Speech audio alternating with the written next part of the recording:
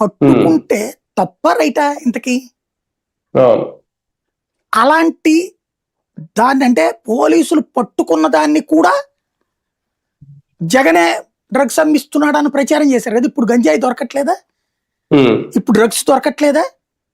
ఆ కారణంగా నేరాలు జరగట్లేదా? అవును. పట్టుకోవట్లేదా పోలీసులు?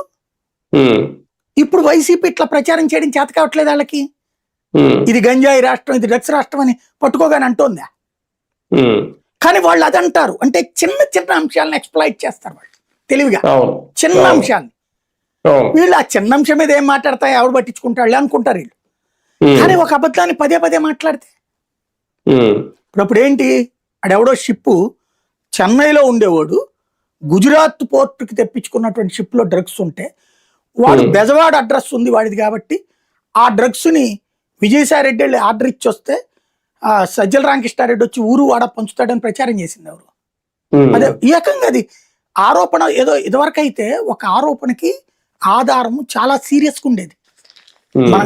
మొట్టమొదటి మన జర్నలిజం ఫీల్డ్లో ఉన్నప్పుడు ఎట్టుండేది, ఒక చిన్న ఆరోపణ దాని మీద నిజాయితీ నిజం లేకపోతే కనుక రచ్చ ఈవెన్ మీడియా తప్పని హైలైట్ చేసేది.